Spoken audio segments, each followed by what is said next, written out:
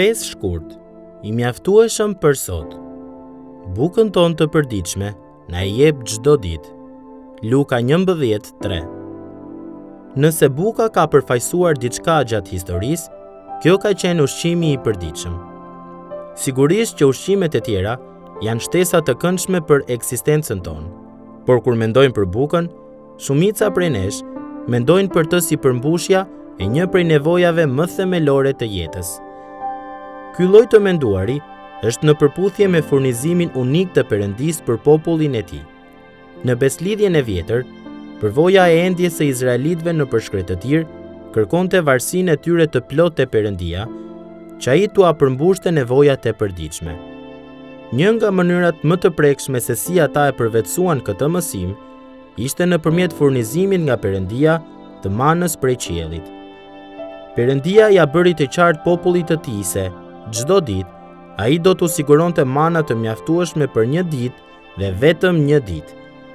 Ata nuk duhej të linin asnjë tepritës deri në mëngjes. Eksodi 16:19. Qëllimi i tij në sigurimin e bukës së përditshme ishte që t'i mësonte popullit të tij të besonte në furnizimin e tij. Mjerisht, disa izraelitë e vunë në dyshim faktin që ai do të bënte atë që kishte premtuar dhe nuk ju bindën atij, duke mbajtur pak mana për të nesërmen, sepse vënia në dyshim e premtimeve të Perëndisë të çon gjithmonë në mosbindje ndaj urdhrave të tij. Ata u zgjuan në mëngjes dhe u përballën me një masë të manës së mbetur, e cila ishte qelbur dhe infektuar nga krimbat. Vargu 20.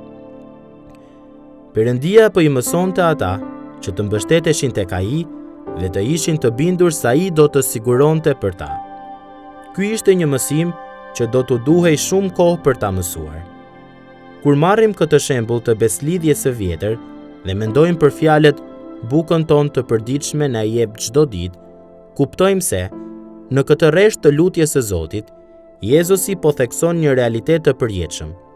Në çdo epokë, Perëndia i mëson popullit të tij që të mos besojnë në vetë furnizimin, i cili na lë të dëshirojmë më shumë, por në furnizuesin, i cili plotëson çdo nevojë tonën. Perëndia dëshiron që ne të zgjohemi dhe të zbulojmë sërish furnizimin e tij të përditshëm.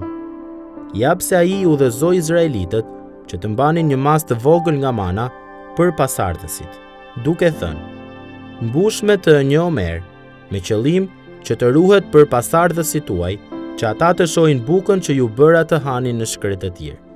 Eksodi 16:32.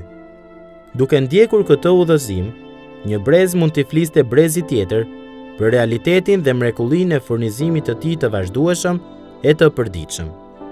Ati, të cilin ne e njohim nëpërmjet Jezusit, kujdeset për nevojat tona personale, praktike dhe materiale. Ndoshta sot në mëngjes u zgjove i rrethuar nga problemet e vazhdueshme dhe i shqetësuar për ngjarjet e ardhshme në jetën tënde. Mbaje mend këtë. Ti je shqetësimi personal i Perëndisë dhe mund t'i afrohesh atij me besim, duke i kërkuar që të jap gjithçka që është e nevojshme për sot. Pastaj mund t'i besosh atij që të jap pikërisht atë që të nevojitet sot, dhe po kështu nesër dhe çdo ditë tjetër. Ti mund ta hedhësh mbi të gjithë peshën e ankthit tënd, sepse ai kujdeset për ty dhe siguron për ty. 1 Pjetrit 5:7.